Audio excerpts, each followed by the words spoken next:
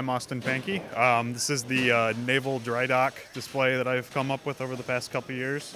I got a couple ships in here. We got the USS North Carolina over here, and the USS Kidd. This is kind of a general representation of the Drydock in 1945, that rough period of time.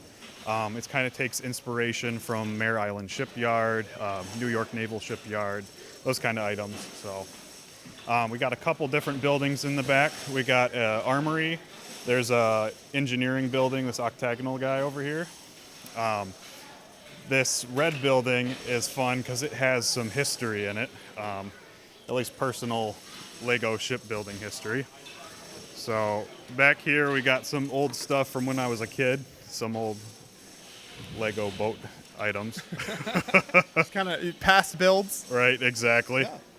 So that's one of the guys. Did a couple experimental things. We got this power line here. The whole layout kind of fits in with the LGMS system, sitting on a little bit of a drop table kind of situation. So within the larger train layout here at Brickworld. Exactly. Yep. Mm-hmm. So, and then just in the back we got a hammerhead crane, the 350-ton ones that they used in World War II. So let's take a closer look at the Battleship here, if we can. Take us through kind of the design process of that, some of the details there. So this guy is actually a little bit old. I displayed this ship in 2016 at Brickworld, and it's kind of evolved over time. You could probably see some of the dust on it at this point, but the ship was built waterline at first, and then I added the underwater section afterwards. I got some propellers and the rudders on the back that were added. But I do a lot of the building freehand, just using pictures.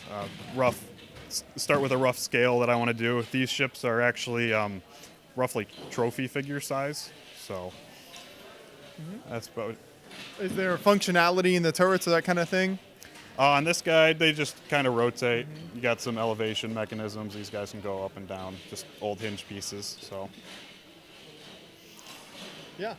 And then how about the ship in the back here? So this is one of the more recent ships I've done. There's a completely different build technique, taking inspiration from a couple of different builders. This uses tiles on their side with snot techniques as opposed to the brick-built ships I used to do. So this one is actually on train track wheels and rolls because a prior version of this and a future updated version of this has a ramp slip for the ship to roll up and down. So, yeah. And then what are some of your favorite pieces to capture kind of the elements on the top of the deck here?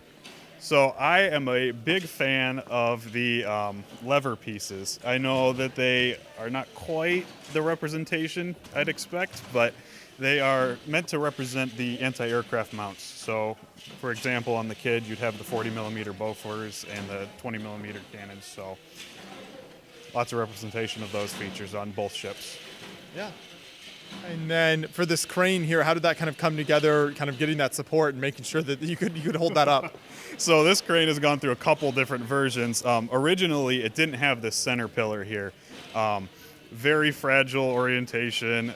It was all built on this top swivel here. So it comes in two pieces. This top section separates. And it's held in place with these Technic pins here. But just in general, trying to kind of mimic that steelwork foundation that they would have used at the time. So we also have some somewhat old pieces on here. There's actually some Znap representing some of the cross beams on there. So. And to bring this whole display to a show like Brickworld Chicago, what is that process like and how long does it take you to set it up? So this took about 2 hours to set back up. I've displayed it a couple times. Each of these sections here kind of take apart per base plate and they fold in on each other and nest pretty condensed. The entire section in the middle is based on jack stone beams. So they hold up all of the buildings and it just kind of breaks down into base plate form. So ship comes apart in several sections. All of the detail bits like the anti-aircraft guns and such come off and can be stored. Yeah.